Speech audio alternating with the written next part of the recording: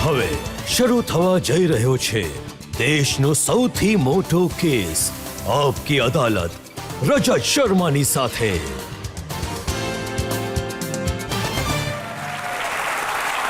નમસ્કાર. Thank you very much. Thank you. તો આવો શરૂ કરી આપકી અદાલતમાં આજનો આ ખાસ કેસ.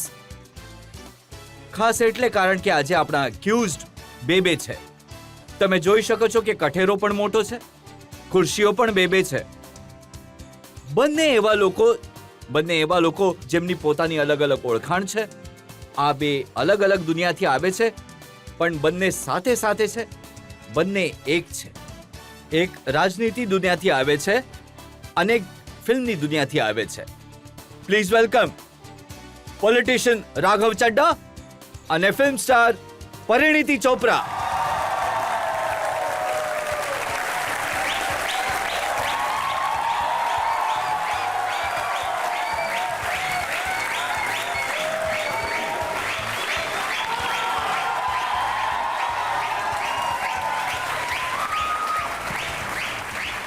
આપણા આજના જજ પણ ખાસ છે. એમના પણ બે રૂપ છે.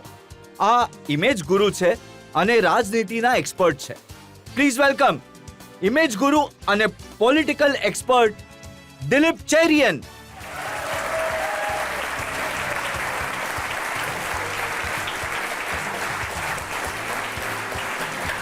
આજની કાર્યવાહી શરૂ કરવામાં આવે. તો આવો શરૂ કરીએ આજનો કેસ આપકી અદાલતમાં. પહેલો આરોપ રાઘવ ચડ્ડા અને પરિણીતિ ચોપરા પર.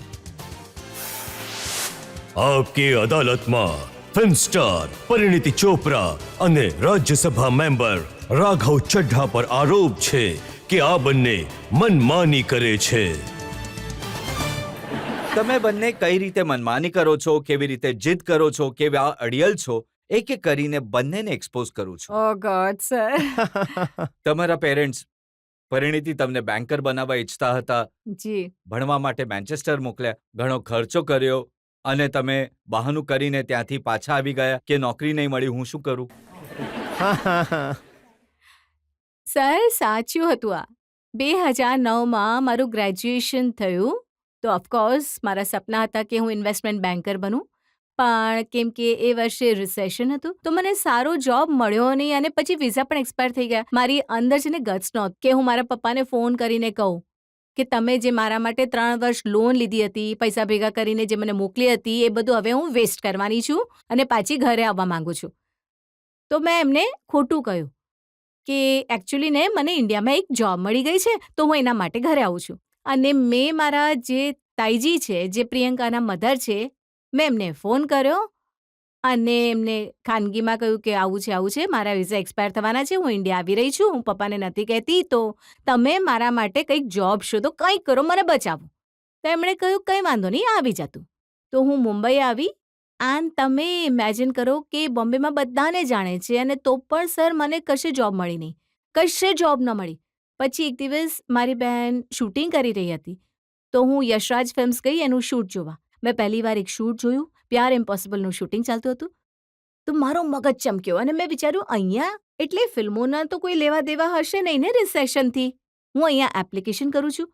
તો મેં ત્યાં અપ્લાય કર્યું, મને જોબ મળી ગઈ અને પછી મેં પપ્પાને ફોન કર્યો કે આજ તો મારી જોબ હતી જે મને મળી હતી. તો આજ સુધી પપ્પાને એટલે આજે હવે ખબર છે સત્ય. બટ પપ્પાને હું ના કહી શકી, હું એમનું દિલ તોડવા નહોતી ઈચ્છતી એ સમયે. પણ મનમાં સપનાઓ નહોતા પ્રિયંકાને જોઈને? સપનું નહોતું કે હું પણ બેનની જેમ સ્ટાર બનું? બધાને એ જ લાગે છે કે એકચ્યુઅલી હું ઇન્ડિયા એટલે જ હશે આવી. જ. સર તમને ખબર છે કેમ કે હું ઘણું બધું ભણી કરીને ઇન્ડિયામાં ઘણા સારા માર્ક્સ કરીને આ બધું કરીને મારો પ્લાન હતો કે હું બેન્કર બનીશ લાઈફમાં, ઇન્વેસ્ટમેન્ટ બેન્કર. મને લાગતું હતું કે આ જે બોલિવૂડવાળા છે ને એ ઘણું સરળ કંઈક કામ કરે છે. એક્ટર્સ હોય છે, છત્રીની નીચે ઊભા રહે છે, 2 લાઈન એમને બોલવી પડે છે અને પછી એ ઘરે જતા રહે છે, ઘણા પૈસા કમાય છે, એમને તો સરસ મજા છે. અમને જો અમે કેટલી મહેનત કરીએ છીએ, અમે જો કેટલું ઇમ્પોર્ટન્ટ કામ કરીએ છીએ. બટ સર હું ખોટી હતી, ખબર છે? જે પણ ફિલ્મ ઇન્ડસ્ટ્રીથી જોડાયેલું નથી હોતું ને એ ફિલ્મ ઇન્ડસ્ટ્રીને આમ જ જુએ છે. જેમ કે આ રાઘવ. સર આ આજ સુધી એમ જ જુએ છે. ભાઈ તમને પણ પેરેન્ટ્સે ભણાવી ગણાવીને ચાર્ટર્ડ એકાઉન્ટન્ટ બનાવ્યા અને તમે તો મેં સાંભળ્યું કે ભણવાવાળા છોકરા હતા, રૂમ બંધ કરીને રાત આખી ચોપડીઓ વાંચવી. તો આટલી મહેનત વેસ્ટ કરી દીધી, ત્યાં અન્ના હજારે સાથે બેસી ગયા ધરણા પર.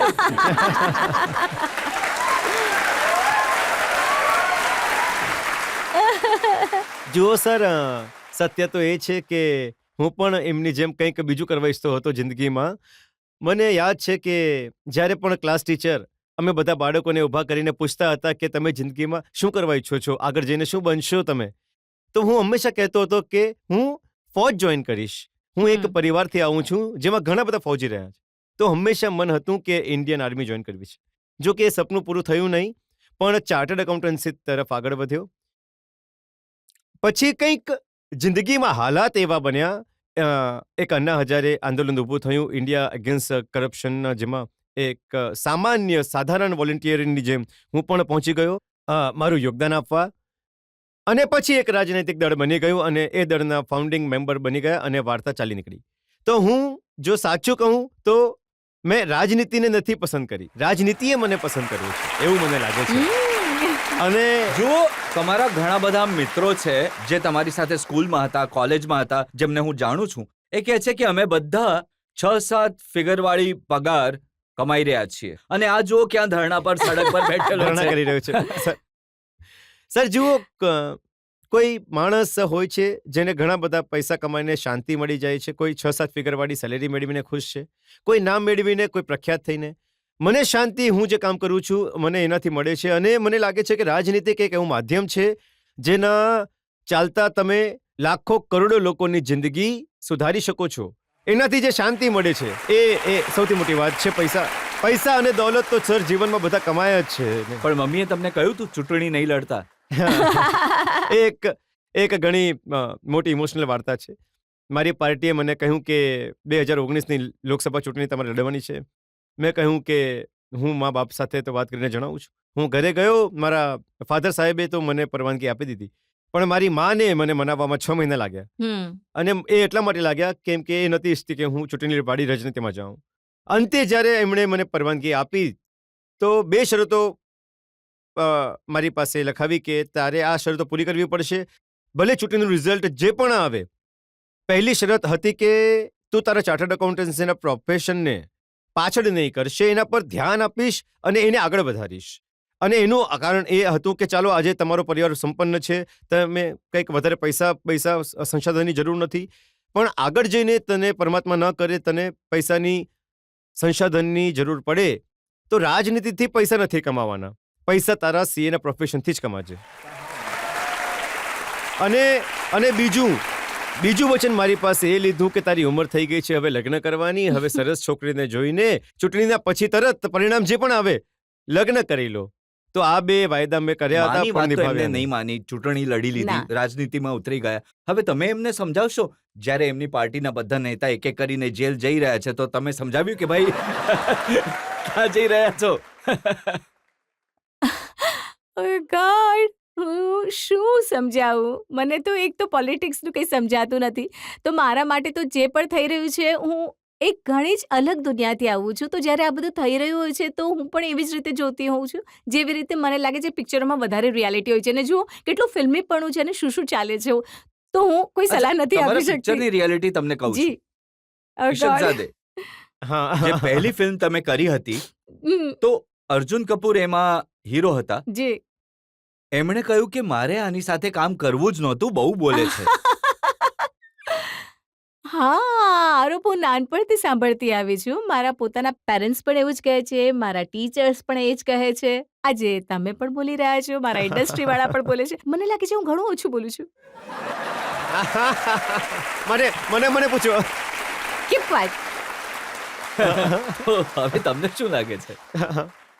નહીં, મને એવું લાગે છે કે અમારા લગ્ન સારા ચાલી રહ્યા છે, અને સારા એટલા ચાલી રહ્યા છે કારણ કે મને બોલિવૂડનો બી પણ નથી આવડતો અને પોલિટિક્સનો પી પણ નથી આવડતો. તો અમને અમારી ગાડી ઘણી સારી ચાલી રહી છે. અથવા એટલે સારી ચાલે છે કે એ બોલે છે અને તમે ચૂપ રહો છો. Say ના note that I don't talk much. પણ મને એમનો અવાજ ઘણો સારો લાગે છે તો એ જેટલું પણ બોલે છે હું એને ઘણો ખુશી ખુશી સાંભળું છું. ઓહ, થેન્ક યુ. ગુડ. જેમ એમને અર્જુન કપૂરે કહ્યું હતું હું આમની સાથે કામ નથી કરવા ઈચ્છતો, રાજનીતિમાં તમને એવા લોકો મળે છે જે કહે છે કે ભાઈ અમે રાઘવ ચડ્ડા સાથે કામ કરવા નથી ઈચ્છતા? મળે છે સર, જરૂર મળે છે. સંસદ ભવનની અંદર પણ મળે છે, અન્ય પાર્ટીઓમાં પણ મળે છે, પોતાની પાર્ટીની વચ્ચે પણ મળે છે. તો જરૂર એવા લોકો મળે છે. જેમ હરિયાણામાં રાહુલ ગાંધી મળ્યા તમને. હા. તમારા લાખ પ્રયત્ન છતાં સમાધાન નહીં થવા દીધું એમણે. વેલ, મારું પોતાનું એવું માનવું છે કે કદાચ રાહુલ ગાંધીજી પણ ઈચ્છતા હતા કે ગઠબંધન થઈ જાય હરિયાણામાં. મારી એમની સાથે ઘણીવાર વાતચીત થઈ, સંવાદ થયા. મારા નેતા અરવિંદ કેજરીવાલજીએ એ સમયે ઉપલબ્ધ નહીં હતા તો એમણે મને આ સંવાદ કરવાની, ચર્ચા કરવાની જવાબદારી આપી હતી. બટ કદાચ એમની પાર્ટીની લોકલ યુનિટ જે હતી એમની કોઈ ઈચ્છાઓ એ કંઈક ભાવ એવા હતા કે ગઠબંધન નહીં કરીએ, અમે લોકો એકલા ચૂંટણી લડવા ઈચ્છીએ છીએ. અને એમણે ચૂંટણી નહીં લડી અને મને લાગે છે કે हमारी आरजू का ख्याल रखते तो कुछ और बात होती, हमारी हसरत की फिक्र होती तो कुछ और बात होती. आज वो भी पछता रहा होगा मेरा साथ छोड़कर, अगर साथ साथ चलते तो कुछ और बात होती. શું વાત છે. એમનો સાથ તો નહીં મળ્યો પણ પરિણીતિનો સાથ મળી ગયો. હવે સાથે સાથે ચાલી રહ્યા છે સર, ચાલીશું. અમારું ગઠબંધન થઈ ગયું છે. we are happily married. She is happy and I am married. You just keep quite. જેમાં બોલે છે કે રાજનીતિ હેપન ટુ મી, એ જ રીતે Bollywood also happen to me. મેં સાચે જે કંઈ પણ શીખ્યું છે જ્યારે હું સેટ પર જવાનું શરૂ કર્યું, લિટરલી ડે 1 કેવી થી રીતે ત્યાંથી. પહોંચ્યા સેટ પર એ તો જણાવો. ઓહ સર, ઘણી કમાલની સ્ટોરી છે પણ હું તમને એક વાત કહું છું. મારું જે નામ છે ને પરિણીતિ, પરિણીતિનો મિનિંગ છે ડેસ્ટિની. અને જ્યારે હું જન્મી હતી તો ઘણા દિવસો સુધી મારું નામ નક્કી નહોતું કરવામાં આવ્યું. તો કોઈ પંડિતજીએ કહ્યું હશે, એ સમયે એવું જ માનતા હતા, હમણાં પણ માને છે કે પથી કંઈક નામ રાખવાનું છે. મમ્મી પપ્પાને કહેવામાં આવ્યું તો હવે પથી એમને કોઈ નામ પસંદ જ નહોતું આવતું. તો ઘણા દિવસો પ્રિયંકા તો પહેલા જ રાખી લીધું હતું. કરેક્ટ, એ યુઝ થઈ ચૂક્યું હતું. તો ઘણા દિવસો સુધી એ લોકો વિચારતા હતા કે શું નામ રાખીએ. તો એક દિવસ એ કોઈ પિક્ચર જોઈ રહ્યા હતા, એમાં વર્ડ હતો જિસકી કોઈ પરિણીતિ નહીં. તો એમણે કહ્યું પરિણીતિ શું હોય છે? તો એમણે કંઈક અહીંયા ત્યાં પૂછ્યું, આનો મિનિંગ થાય છે ડેસ્ટિની. તો આજ સુધી મારી મમ્મી મને કહે છે કે તારી ડેસ્ટિનીમાં હતું પિક્ચરોમાં જવું. અમે પિક્ચરને જોયા પછી તારું નામ રાખ્યું, જે અમે કેટલા અઠવાડિયા સુધી શોધતા હતા. So it was my destiny.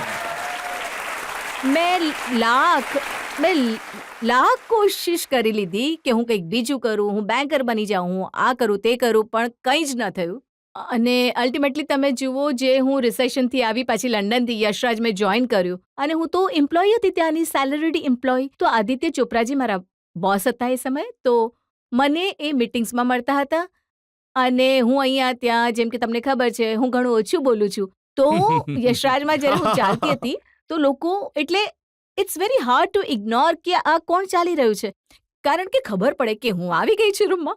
તો દરેક જણ મજાક કરતા હતા કે તું તો એક્ટર બનશે, તું તો એક્ટર બનવા આવી છે. અને હું હંમેશા કહેતી, please I will not do all this, I am a banker, I will never become an actor. હું એવું કહેતી હતી. પણ I don't know why sir, Adi ચોપરાને કંઈક વિશ્વાસ હતો કે આ છોકરી જો એક્ટર બનશે તો ઠીકઠાક કરી લેશે.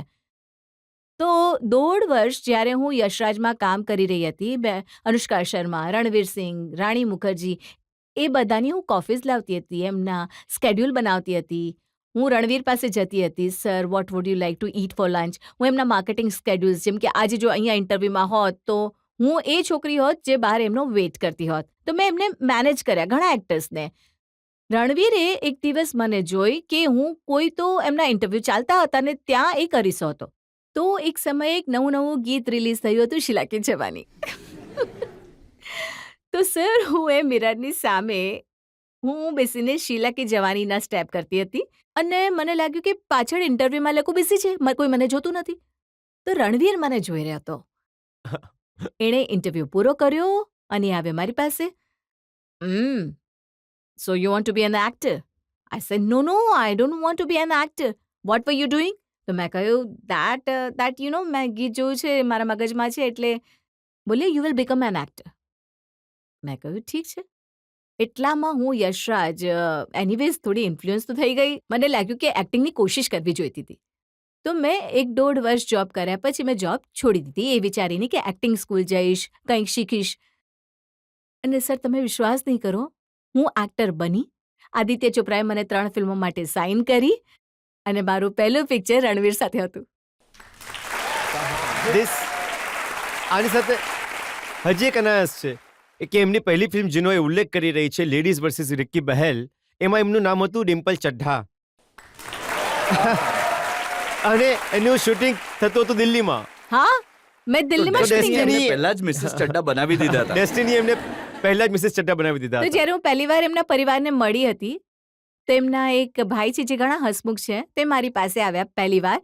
તો એમણે કહ્યું હાય, મને તો ખબર જ હતી કે તું અમારી ફેમિલીમાં આવશે. તો મેં કહ્યું એ કેવી રીતે? ના, એ તો તું પહેલેથી પિક્ચરથી ચડ્ડા છે, ત્યાં જ તો તને એવોર્ડ્સ મળ્યા, તમને તો પહેલેથી જ ખબર હતી તું ચડ્ડા જ બનશે એક દિવસ. પણ ભૂલો તમે પણ કરી છે. તમને ફિલ્મ ઓફર થઈ હતી એનિમલ. હમ 800 કરોડ રૂપિયા આ ફિલ્મે કર્યા. જી તમે સાઇન નહીં કરી. સર, એકચ્યુઅલી સાચું કહું તો આઈ થિંક ઉપરવાળા મારા માટે કંઈક સારું જ કરી રહ્યા હતા. એ ફિલ્મ હું કરી રહી હતી અને ઓલમોસ્ટ બધું વર્કઆઉટ થઈ જ ગયું હતું. પણ સેમ ડેટ્સ પર, બિલકુલ સેમ ડેટ્સ પર મને ચમકીલાની ઓફર આવી. તો એમાં મને મળી રહ્યા હતા એટલા ગીતો, એમાં હું ગાઈ રહી હતી રહેમાન સાહેબના. Imtiaz Ali was my dream director. અને મને એટલું બધું કરવા મળી રહ્યું હતું કે ઇન્સ્ટેડ ઓફ દેટ મેં ચમકીલા કરી. એને જે પ્રેમ અને રિસ્પેક્ટ અને રેકગ્નિશન અને નોમિનેશન મને ચમકીલાને કારણે મળ્યા છે, I don't think I can regret it. હું તો અચ્છા, ખુશ જ તમે તો થઈ. ચાર્ટર્ડ અકાઉન્ટ છો. હા એ કહો, અકાઉન્ટિંગની હિસાબથી એમણે સાચું કર્યું કે ખોટું કર્યું? સર, હું અકાઉન્ટિંગના દ્રષ્ટિકોણથી નહીં, દિલના દ્રષ્ટિકોણથી કહું છું. જો એમણે ચમકીલા નહીં સાઇન કરી હોત તો કદાચ અમે મળ્યા નહીં હોત Yes, અને પંજાબમાં અમે સમય that's નહીં true. વિતાવ્યો હોત. That's true. કેમ કે ચમકીલાનું બધું શૂટિંગ પંજાબમાં આ તમારે પંજાબના સાંભળવું પડશે. ગામમાં થયું હમ અને ત્યાં અમે મળતા રહેતા હતા, સાથે ફરતા હતા, ગુરુદ્વારા પણ સાથે જઈને માથું ટેકવતા હતા. તો એ તક અમને નહીં મળી શકતી જો એ ચમકીલા નહીં કરત તો. પણ ચમકીલા કરવા માટે 18 કિલો વજન વધાર્યું. હા સર, હજી સુધી નથી જાડા થઈ ગયું. ગયા. જુઓ, સિરિયસલી યાર. લગનમાં પણ એ દેખાઈ રહ્યું છે. હા સર, આહ. વિચારો. એટલે તો મને કોઈ ફરક નથી પડતો, પણ જેન્યુઅનલી જ્યારે પહેલા મેં ચમકીલા જ્યારે મેં સાઇન કરી હતી તો હું ઘણી ફિટ હતી. એટલે મારા એબ્સ વગેરે આવી ગયા હતા. અને ઇમ્તિયાઝ સરે મને એ વખતે સાઇન કરી એ દિવસે હું ઘણી ફિટ લાગી રહી હતી. તો સરે કહ્યું બાકી તો બધું ઠીક છે, તું એક્ટિંગ તો કરી લેશે, પણ તું છે ને અમરજો જેવી દેખાતી નથી. તો ઓલમોસ્ટ મને એક ડર પણ લાગ્યો અને એક મોટિવેશન પણ આવ્યું કે હું આ પિક્ચર લૂઝ નહીં કરી શકું. તો મેં કહ્યું સર, તમે મને 2 મહિના આપો, હું એમના જેવી દેખાવા લાગીશ. અને જે મેં એ દિવસે પરાઠા ને પિઝા શરૂ કર્યા તો એ સમયે તો મેં શોખમાં અને રોલ માટે અને genuinely I was very happy કેમ કે ફાઇનલી ચમકીલા હું ઘણી સારી એવી તો આમને તો મોટિવેશન મળ્યું. તમે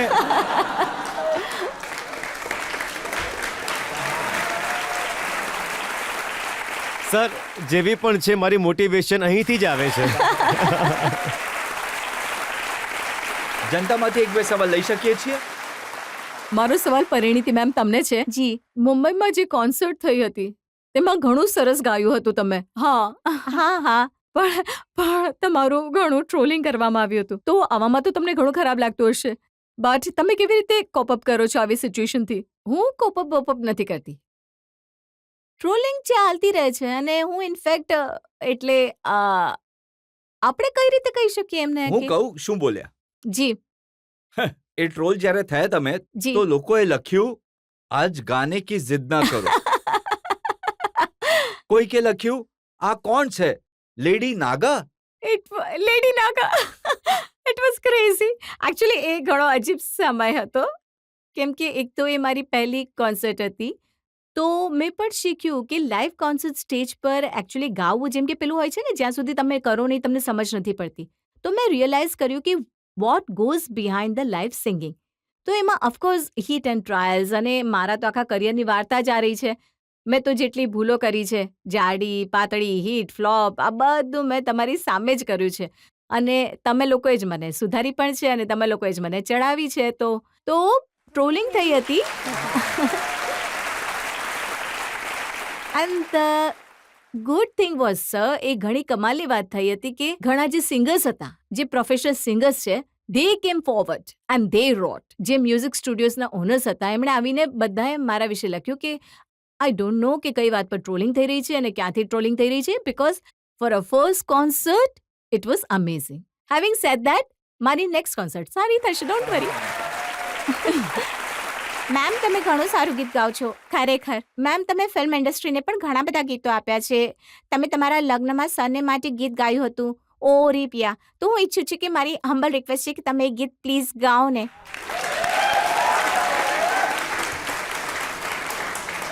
वे मैं लहंगा चूड़ा पाके तेरी गलियां चुटुर गईयां, वे मैं तेरी हो गई माही, वे मैं तेरे संग जुड़ गईयां माही, दिल मेरा रखी सांभ के,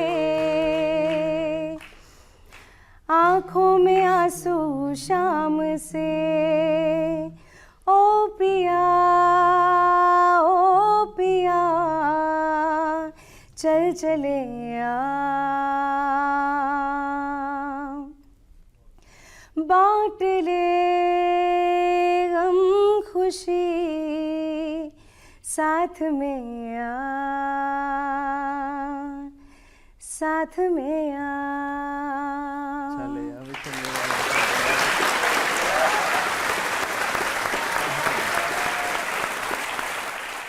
એક બ્રેક માટે રોકાઈશું અને બ્રેક બાદ રાઘવ ચડ્ડા અને પરિણીતિ ચોપરા પર આરોપો અને સવાલોનો વધુ એક દોર. એમનું શૂટિંગ પતી ગયું હતું. એમણે પણ પોતાની સિક્યોરિટી, પોતાના બધા લોકોને કહ્યું તમે લોકો પાછા જાઓ, મારે એકલા કોઈને મળવા જવું છે. યા, એ પણ એકલી ગાડીમાં બેસીને આવી અને પછી અમે કોઈ ખેતર બગીચામાં આરામથી બેઠા. ખેતર બગીચો, ડોન્ટ સે. એટલે મારો મતલબ, વેલકમ બેક. આપકી અદાલતમાં આજે આપણે કેસ ચલાવી રહ્યા છીએ બે મહેમાનો પર, રાઘવ ચડ્ડા અને પરિણીતિ ચોપરા. આપકી અદાલતમાં આગલો આરોપ. આપકી અદાલતમાં ફિલ્મ સ્ટાર પરિણીતા ચોપરા અને રાજ્યસભા મેમ્બર રાઘવ ચડ્ઢા પર આરોપ છે કે આ બંનેમાં મેળ નથી. હવે જો તમે પોતે તો કહેતા હતા કે હું ક્યારેય પોલિટિશિયન સાથે લગ્ન નહીં કરું, તો આ નેતાથી નીતિનો મેળ કઈ રીતે થઈ ગયો? સર, એ સાચું છે કે આ મેં કેમ કહ્યું, આટલા મીમ ક્યાંય નથી બન્યા મારી લાઈફમાં જેટલા. સર, મારી એકચ્યુઅલી પહેલાં જે અન્ડરસ્ટેન્ડિંગ હતી પોલિટિશિયન્સની થોડી અલગ હતી. મારા માઇન્ડમાં એક છબી હતી કે પોલિટિશિયન એ થોડા મારી એજના નથી હોતા. તો જે એક મારી ઇમેજ હતી મારા માઇન્ડમાં પોલિટિશિયનની, એ એવો નહોતો. તો એટલે you know his okay, but the interesting thing is, હું તમને કહું હું છું. અપ્રૂવ થઈ ગયો. પપ્પો શું પાસ કહું થઈ છું? ગયો. ના, તમને કેવી રીતે ખબર પડી કે કોણ છે રાઘવ ચડ્ડા અને ક્યાં મળ્યા એમને તમે? ઇંગ્લેન્ડમાં એક અવોર્ડ ફંક્શન થયું હતું, જ્યાં આગળ અવોર્ડ્સ આપવામાં આવી રહ્યા હતા ફોર આઉટસ્ટેન્ડિંગ અચીવર્સ. તો આઉટસ્ટેન્ડિંગ અચીવર્સમાં મને એન્ટરટેનમેન્ટ માટે મળી રહ્યો હતો એન્ડ પોલિટિક્સ એન્ડ ગવર્નન્સમાં આને મળી રહ્યું હતું. તો જ્યારે હું લંડન પહોંચી અવોર્ડ લેવા માટે, તો મારો ભાઈ ત્યાં જ ભણે છે, તો એણે મને એમ જ પૂછ્યું કે તું કયા અવોર્ડ્સ લેવા માટે આવી છે, તું શું છે ને કોને કોને મળી રહ્યું છે, એ ઘણું કેઝ્યુઅલી પૂછ્યું. તો હું એ સમયે રાઘવને નહોતી જાણતી, કારણ કે હું પોલિટિક્સને ફોલો નથી કરતી. તો મેં એને કહ્યું કે એવું કોઈ રાઘવ ચડ્ડા ઇઝ કમિંગ. તો મારા ભાઈનું મોઢું ખુલી ગયું, આંખો ખુલી ગઈ. એણે કહ્યું રાઘવ ચડ્ડા ઇઝ કમિંગ. તો મેં કહ્યું વોટ હેપન્ડ. તો પછી મારા ભાઈએ મને વાર્તા કરી કે મારા બે ભાઈ છે અને સ્પેશિયલી કોવિડના ટાઈમથી એ રાઘવને ઘણો ફોલો કરે છે અને એ બંને ઘણા મોટા ફેન છે. તો એમને એ વાત પર વિશ્વાસ જ નહોતો થતો. Shivang said you have to go and meet him and you have to go and say hi to him. તો મેં કહ્યું ઠીક છે. તો જ્યારે હું અવોર્ડ શો પર ગઈ તો મેં ઓર્ગેનાઇઝર્સને રિક્વેસ્ટ કરી. મેં કહ્યું હું મારો અવોર્ડ લઈને નીકળી જઈશ, પણ નીકળતા પહેલાં મને એ રાઘવ ચડ્ડાજી જે આવ્યા છે એમને 2 મિનિટ હાઈ કરવું છે. તો એમણે કહ્યું કે હા હા મેમ ઓફકોર્સ. તો જ્યારે હું નીકળવાની હતી તો ઓર્ગેનાઇઝરે કહ્યું કે મેં કહ્યું એમને મળાવી દો. તો એમણે કહ્યું કે મેમ એ તમારી પાછળ જ બેઠા છે. તો હું ફરી તો રાઘવ બેઠો હતો. તો હું ગઈ એની પાસે અને હવે મને ખબર જ નથી કે હું શું બોલું. તો મેં કહ્યું કે hello I am Parineeti and my brothers are very big fans of you. તો એણે કહ્યું oh how sweet thank you. તો મેં કહ્યું anyway we will catch up. You know જેમ આપણે બધાને કહીએ છીએ યાર keep in touch we catch up. કોઈ કેચઅપ કરે છે થોડી? તો મેં બોલી દીધું. તો મેં કહી દીધું we will keep in touch. તો તમે જ્યારે બોમ્બે આવો તો કહેવા લાગ્યો આપણે કાલે સવારે જ આપણે મળી લઈએ તો કેવું રહેશે?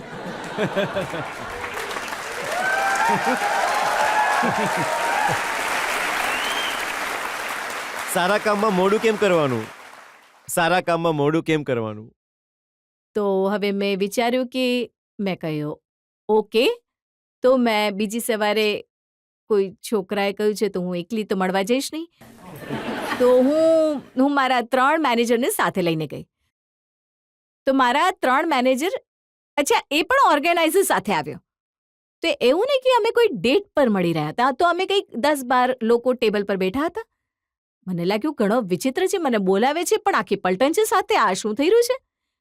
પણ હવે હું તમને એક ઘણી ફિલ્મી વાર્તા કહું છું શું થયું. અમે આખી દુનિયાની વાતો કરી રહ્યા હતા, અહીંયાની ત્યાંની, અમે બધી વાતો કરી લીધી. અને મેં એને કહ્યું મેડિટેશન કરું છું, સ્કૂબા ડાઇવિંગ કરું છું, અને એણે કહ્યું હા મેડિટેટ. બધી વાતો અમે કરી લીધી. મેં કહ્યું ઠીક છે. પછી અચાનક કંઈક 1 કલાક થઈ ગયો હશે.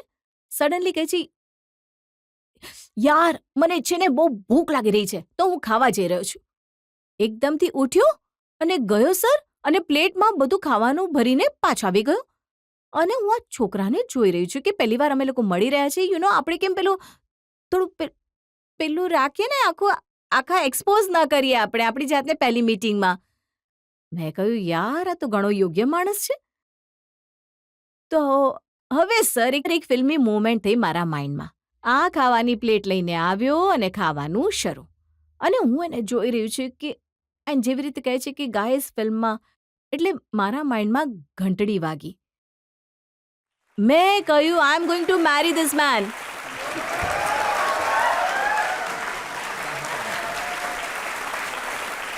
આઈ જસ્ટ ડોન્ટ નો. અચ્છા વાર્તામાં હવે ટ્વિસ્ટ એ હતું જેમ મેં તમને પહેલાં જ કહ્યું. હવે મને એના વિશે કંઈ જ ખબર નથી. દેખાવમાં પણ આટલો હેન્ડસમ છે, ખાવા પીવાનો ઇન્ટરેસ્ટ મેચ થઈ ગયો ત્યાં સુધી. તો આ મીટિંગ ખતમ થઈ ગઈ. હું ઉપર ગઈ મારા રૂમમાં. મેં ગૂગલિંગ શરૂ કર્યું. Who is Raghav Chadha? Is Raghav Chadha married? પછી main question, what is Raghav Chadha's age? કારણ કે ખબર પડે કે કંઈક 20-25 વર્ષનો દેખાવમાં તો એવો છે. તો મેં કહ્યું યાર પછી તો ઘણો નાનો થઈ જશે, પછી નહીં થઈ શકે. તો બધા જવાબ કરેક્ટ હતા. તો જેટલું પણ મેં એના વિશે વાંચ્યું અને પછી મેં જોયું કે પોલિટિક્સમાં એ શું કરે છે, મેમ્બર ઓફ પાર્લામેન્ટ, રાજ્યસભા, આ બધી વસ્તુઓ વિશે મેં ગૂગલ કરીને શીખ્યું સારી રીતે. મને ઘણી જ ઓછી તમને ખબર નહોતી હતી. ખબર કે રાજ્યસભા શું હોય છે? સર એવું નહીં કહો ને બધાને તમે. ના ખબર હતી. ગૂગલ થી ખબર પડી? હા ગૂગલને ખબર હતી. તો એનીવે મેં ઘણી ગૂગલિંગ કરી અને મેં કહ્યું કે મેં બરાબર વિચાર્યું છે, હવે લગ્ન તો આની સાથે જ કરીશ. એન્ડ તો રાઘવ, તમને ખબર હતી કોણ છે પરિણીતિ ચોપડા? તમને ખબર હતી ઇશ્કઝાદેની હિરોઈન છે? તમને ખબર હતી હસી તો ફસી? મને તો બિલકુલ ખબર હતી. અને મેં પણ જ્યારે એમણે મને કહ્યું કે સવારે મળીશું, મળી લઈએ, તો મેં પણ કહ્યું મોકા પર ચોકો મારવો જોઈએ, મળી લેવું જોઈએ. તો અમે મળ્યા. પણ એના પછી અમારો એક મુલાકાતનો સિલસિલો શરૂ થઈ ગયો. પછી એ જ્યારે પણ ભારત પાછી આવી તો પછી સીધી પંજાબ આવી શૂટ કરવા માટે. હવે પંજાબમાં હું કામ કરી રહ્યો હતો, અમારી સરકાર ત્યાં છે, તો પછી અમે ત્યાં ખૂબ મળતા હતા અને પછી ધીરે ધીરે ધીરે ધીરે ધીરે સિલસિલો ચાલુ તો થઈ ગયો. સંતાઈ સંતાઈને મળતા હતા કે જાહેરમાં? પહેલા તો છુપાઈ છુપાઈને મળતા હતા. મને યાદ આવે છે કે એકવાર સૌથી પહેલા તો ઘણું છુપાઈને મળ્યા. મારી સાથે જેટલા લોકો હતા એમને મેં કહ્યું કે તમે લોકો અહીંયાથી આ રેસ્ટોરન્ટમાં બેસો, મારે એકલા જવું છે કોઈને મળવા. મને યાદ છે હું એ સમયે બરનાલામાં હતો. તો મને કહે રાત્રે બરનાલામાં 8:30 વાગે ક્યાં એકલા જવું છે? એમનું શૂટ પત્યું હતું. એમણે પણ પોતાની સિક્યોરિટી પોતાના બધા લોકોને કહ્યું કે તમે લોકો પાછા જાઓ, મારે એકલા કોઈને મળવા જવું છે. યા, એ પણ એકલી ગાડીમાં બેસીને આવી અને પછી અમે કોઈ ખેત બગીચામાં આરામથી બેઠા. ખેત બગીચા ડોટ છે. એટલે મારા મારા મારા મારા એક મિનિટ મારા મારા એક જાણકારનો ગાર્ડન હતો. એક મિનિટ તમારા વિચારોને પોઝ કરો, તમારા વિચારોને રિવાઇન્ડ કરો. ખેતરમાં નહીં, કોઈનું ઘર હતું એના ગાર્ડનમાં અમે ઘરમાં લોકો મળ્યા, મળ્યા ખેતરો હતા. પણ ઘણા બધા હતા. રાઘવ, આરામથી તો એમના ગાર્ડનમાં મળ્યા, આરામથી ચર્ચા કરી અને પછી મળતા રહ્યા. મને યાદ આવે છે એકવાર ચમકોર સાહેબ ગુરુદ્વારા ગયા હા, પગે હું લાગવા. તમને એક સ્ટોરી કહું છું સર. જ્યારે પહેલી વાર અમે મળ્યા હતા ને તો અમે ચંદીગઢમાં મળ્યા હતા. જ્યારે મારું શૂટિંગ વૂટિંગ ખતમ થઈ ગયું તો અમે બંને થોડા ભગવાનમાં વિશ્વાસ રાખવાવાળા લોકો છીએ. તો મેં કહ્યું આપણે જ્યારે પણ કશે પહેલી વાર ઓફિશિયલ જઈશું ને તો આપણે ગુરુદ્વારા જવાનું છે. તો એણે કહ્યું ઠીક છે. તો અમે પ્લાન કર્યું કે આપણે ચમકોર સાહેબ જઈશું. પણ કોઈને ખબર નહોતી અમારા વિશે અને હું એ સમયે નહોતી જાણતી કે આ જ્યારે કશે જાય છે પંજાબમાં તો કોણ આવે છે નથી આવતા એના સેટઅપની મને વધારે ખબર નહોતી. તો સર અમે છુપાઈને ગયા. આજ સુધી કોઈને નથી ખબર કે આ ગાડીથી નીકળ્યો અને બધાને મળ્યો જે પણ એને રિસીવ કરવા આવ્યા હતા. અને હું ચૂપચાપ 5 મિનિટ પછી જ્યારે એ લોકો નીકળી ગયા, હું માસ્ક પહેરીને પોતાને પૂરી કવર કરીને હું પણ એ જ ગુરુદ્વારામાં એ દિવસે હતી, પણ કોઈને ખબર નથી પડી. પણ અમે બંને માથું ઝુકાવ્યું. દેટ વોઝ અવર ફર્સ્ટ, ખબર નહીં એને ડેટ કહીશું, ડેટ તો ન કહી શકે, પણ અમે સાથે પગે લાગ્યા. એ ત્યાં હતો, હું અહીંયા હતી અને આ વાત માત્ર અમને બેને ખબર હતી. અને મને એ ખબર છે કે તમે ડેટિંગ માટે પણ મંદિરોમાં ગુરુદ્વારામાં જતા હતા. આધ્યાત્મિક લોકોને સર, હા. મને લાગે છે સર એ અમારું સદભાગ્ય છે કે એમનું પણ જે પરિવારમાં ઉછેર થયો છે એ પણ એક આધ્યાત્મિક પરિવાર છે. મારો પણ જે પરિવારમાં ઉછેર થયો છે એ પણ એક આધ્યાત્મિક પરિવાર છે. તો એટલે અમારા વિચાર ઘણા મળે છે. તો પરમાત્માનો આભાર માનવા અમે મંદિરમાં જઈએ છીએ કે ગુરુદ્વારામાં જઈએ છીએ. જ્યારે પણ તક મળે છે મંદિર અને પહેલી વાર જ્યારે પ્રપોઝ કર્યું જી સર, તમને બધું જ ખબર છે. એ કયું ગુરુદ્વારા હતું? તો this is very funny story. અને હું હંમેશા એ જ કહું છું કે આખી જિંદગી જે મારી રિલેશનશિપ ભગવાનની સાથે રહી છે એ સાચે મેં પાછલા 2 વર્ષમાં એના ફળ જોયા છે ઓલમોસ્ટ. જ્યારે પહેલી વાર હજી સુધી પંજાબમાં શૂટિંગ ચાલતું હતું, જ્યારે પહેલી વાર અમે એકબીજાને કહ્યું કે ચાલો આપણે સાથે રહીશું and we will get married, let's do this. તો હું એ સમયે એક ગુરુદ્વારા પહોંચી હતી અને હું ગાડીમાં હતી બહાર, અને ગાડીમાં મેં મારા બધા સ્ટાફને કહ્યું કે તમે બહાર વેઇટ કરો, અને અમે બંને ફોન પર વાત કરી અને અમે ડિસાઇડ કર્યું કે હવે અમે સાથે રહીશું. આન્સર, હું ગુરુદ્વારા ગઈ અને હંમેશા પ્રસાદ મળે છે અને એ દિવસે ખબર નહીં સર મને 2 વાર પ્રસાદ મળ્યો and that was the day I decided we will get married.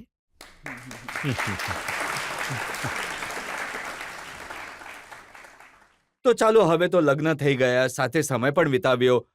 હવે તમે કહો પરિણીતિની 5 ફિલ્મોના નામ. અરે બાપ રે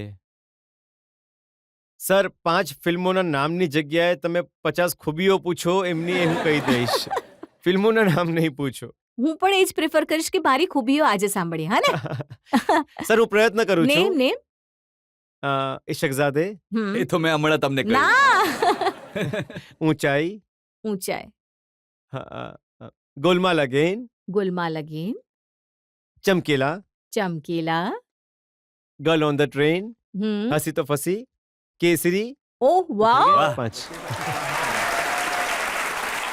અચ્છા, હવે તમે એમની પાર્ટીના 5 લીડર્સના નામ કહી દો. હે રામ. એકાદ જ ખબર હશે આને. અરવિંદ કેજરીવાલ, બરાબર છે ને? મનીષ સિસોદિયા, નહીં ચીટિંગ નહીં, હું ચીટિંગ નથી કરતી. મનીષ સિસોદિયા, ભગવંત માન, ગોપાલ રાય, હા, સંજય સિંહ. સંજય સિંહ. 5 થઈ ગયા.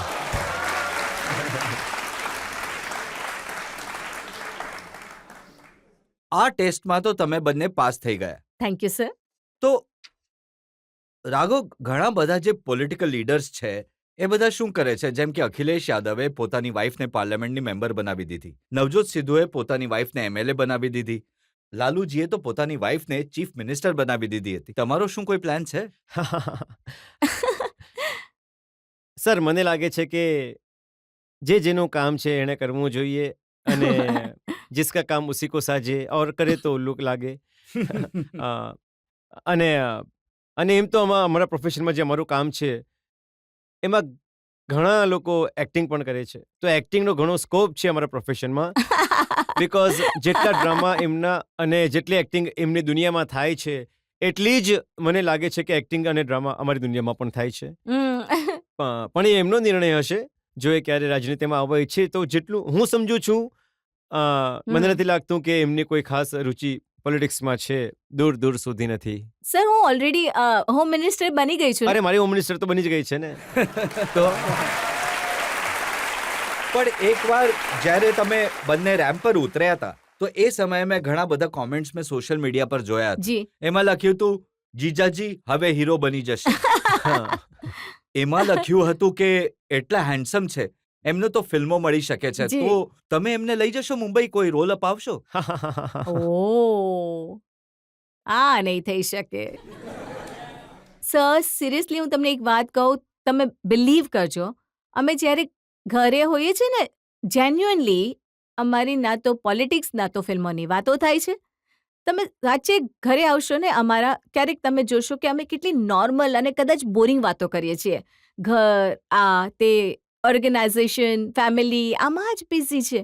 તો મને નથી લાગતું કે અમે બીજું કંઈ પણ કરી શકશું. એન્ડ પાછલા 12 વર્ષથી ઘણી મહેનત લાગી છે સર. હવે તો કામમાં મજા આવવાની શરૂ થઈ છે. તો હવે આ કરિયર અમારે બંને ચેન્જ નથી કરવી. પણ એક વસ્તુ છે સર, કે હું જે ફિલ્ડથી આવું છું, જે પ્રોફેશનથી આવું છું અને જે આ પ્રોફેશનથી આવે છે, બંનેમાં સિમિલરિટીઝ ઘણી છે. અમારા પ્રોફેશનમાં પણ એક્ટિંગ કરવી પડે છે, એમના પ્રોફેશનમાં પણ એક્ટિંગ કરવી પડે અમારા છે. પ્રોફેશનમાં પોલિટિક્સ કરવી પડે છે. અમારા પ્રોફેશનમાં પણ રાજનીતિ છે, એમના પ્રોફેશનમાં પણ ઘણી વધારે રાજનીતિ છે, જેના વિશે હવે હું સમજુ છું. અમારે ત્યાં વોટર એટલે કે મતદાતાનું દિલ જીતવાનું હોય છે, આમણે ઓડિયન્સનું દિલ જીતવાનું હોય છે. અમે ચૂંટણી ક્યાં તો હારીએ છીએ કાં તો જીતીએ છીએ. આમની પણ ફિલ્મો હિટ જાય છે કાં તો ફ્લોપ થાય છે. તો સિમિલરિટીઝ તો ઘણી છે, અને મને લાગે છે કે અમે પોતપોતાની દુનિયા અલગ પણ રાખી છે, અને એટ એ પર્સનલ લેવલ અમે લોકો સાથે હસી ખુશી અમારી જિંદગી જીવી રહ્યા છે. હવે આગળ જો વધી આ રહ્યા છે. દિલ્હી આવી છે જી. અને કહેશે કે ભાઈ ઘણું પોલ્યુશન છે, મારું ગળું ખરાબ થઈ ગયું, તો આ પોલિટિકલ સવાલ છે કે પર્સનલ સવાલ? જુઓ સર, એમાં તો કોઈ બેમત નથી કે દિલ્હીમાં પોલ્યુશન છે, અને એક ગણેલો નેતા હોવાને નાતે એક નવી પોલિટિકલ સ્ટાર્ટઅપનો જેમનો એ સંકલ્પ છે કે અમે એર પોલ્યુશનથી દિલ્હીની જનતાને અને ઉત્તર ભારતની જનતાને છુટકારો અપાવીએ. અમે અમુક પ્રયત્નો કર્યા છે એ દિશામાં. મને લાગે છે કે આગળના 2-4 શિયાળા બાદ જ્યારે એ દિલ્હી આવશે ત્યાં સુધી AQI ઠીક થઈ જશે અને એર પોલ્યુશન. ચાલો, આમના બહાને અમને પણ સારી હવા મળી અરે, જશે. તમે એમના બહાને તમને પણ સારી હવા મળશે. પણ હા, એર પોલ્યુશન વિશે તમે પાછલા 1.5 મહિનાથી ઘણી ચર્ચા કરી રહ્યા છે, અને અમે જી. ઘણી ચિંતિત છીએ. મને લાગે છે કે પ્રયાસ કરી રહ્યા છીએ, અમારી બંને સરકારો કામ કરી રહી છે, અને આ વિષય મને લાગે છે કે આખા ઉત્તર ભારતનો છે.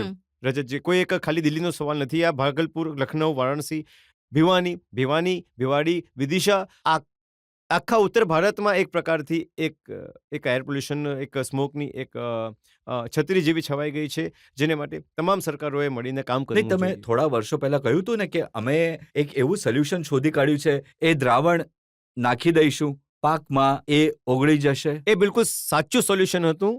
એ સોલ્યુશન દિલ્હી માટે ફિટ બેઠું.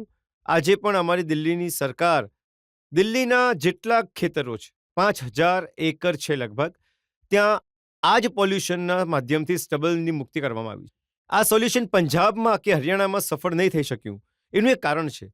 હરિયાણા અને પંજાબમાં જ્યારે ધાન્યની કાપણી થાય છે, એના પછી જે સ્ટબલ, જેને પરાળી કહે છે, જે બચી જાય છે, એનાથી ખેડૂતને છુટકારો મેળવવાનો હોય છે માત્ર 10 થી 12 દિવસમાં.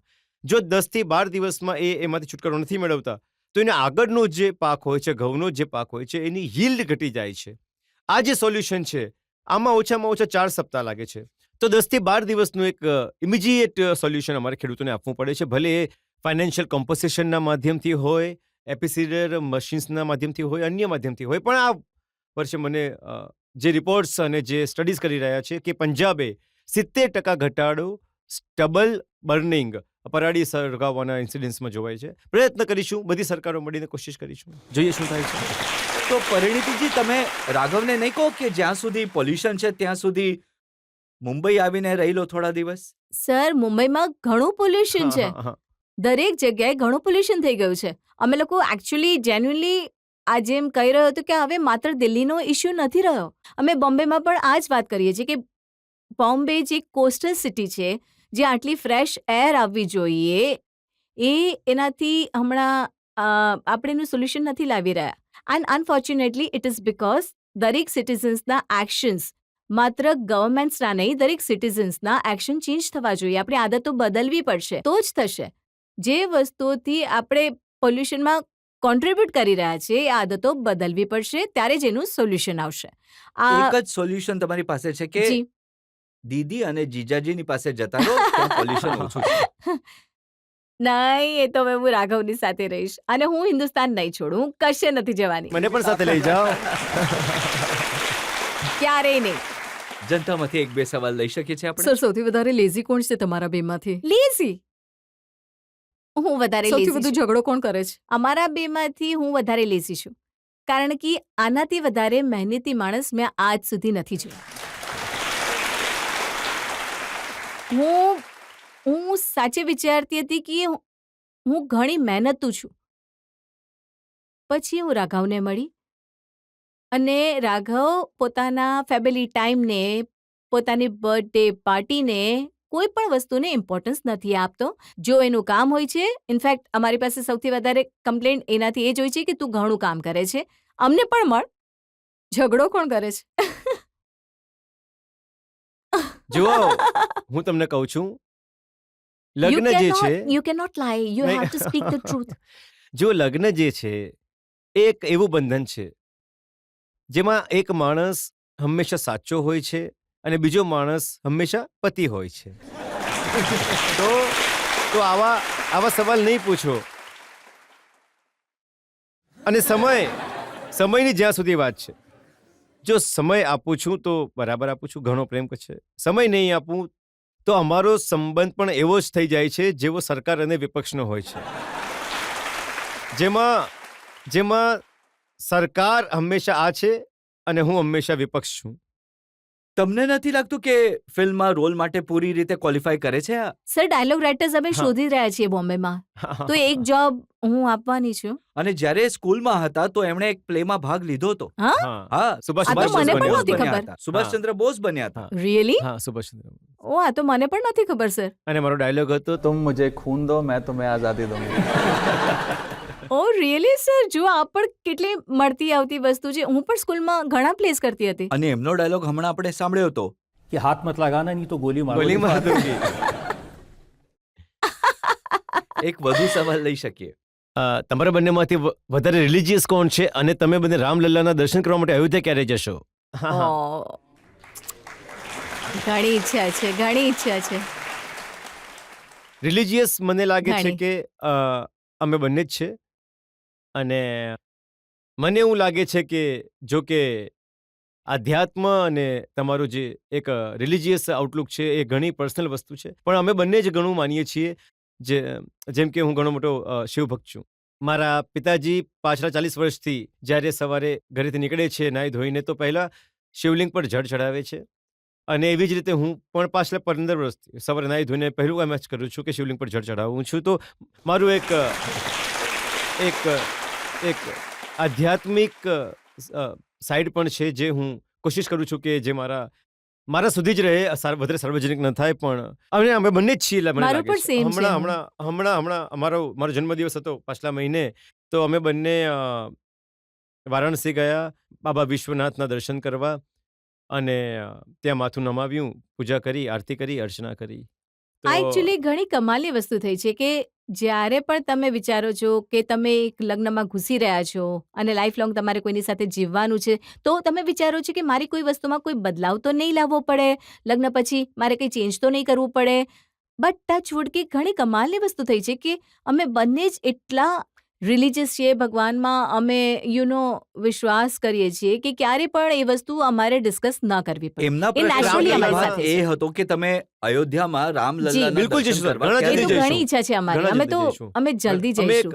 એકવાર પ્લાન પણ બનાવ્યો હતો જવાનો, એ રહી હમ. ગયું, પણ એ પેન્ડિંગ છે અને અમે જરૂર જઈશું. જો અમે લોકો એક એવા અને હું ખાસ કરીને, કારણ કે હવે હું એમની ઘણી સારી રીતે જાણું છું, લગ્ન થઈ ગયા છે તો હું એમને સમજુ છું વધારે.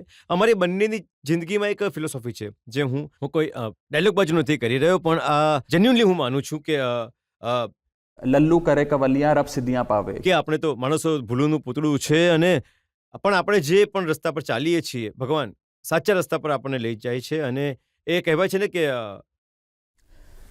मेरा आपकी कृपा से सब काम हो रहा है, करते हो तुम कन्हैया, मेरा नाम हो रहा है. એ જ જિંદગીની ફિલોસોફી છે. ના રાઘવ, એમાં તો કોઈ શંકા નથી કે આટલા બધા યોગાનુયોગ જે તમારી જિંદગીમાં, આ હમ. કોઇન્સિડન્સીસ, આ ભગવાન સિવાય બીજું કોઈ નહીં કરી શકે, હે ને? જી સર, બિલકુલ સાચી વાત બિલકુલ છે. અમે એ જ બિલીવ કરીએ છીએ. અહીં વધુ એક બ્રેક માટે રોકાઈશું, અને બ્રેક બાદ આપકી અદાલતમાં રાઘવ ચડ્ડા અને પરિણીતિ ચોપરા પર આરોપ અને સવાલોનો વધુ એક દોર. पहली ललकार नाल मैं डर गई, दूजे ललकार वे अंदर बढ़ गई, तीजे ललकार नाल नो मेरा लक सिद्धान के दराजे विच वजया नी पट्टू फिर दे शराब नाल रजया नी पट्टू फिर दे.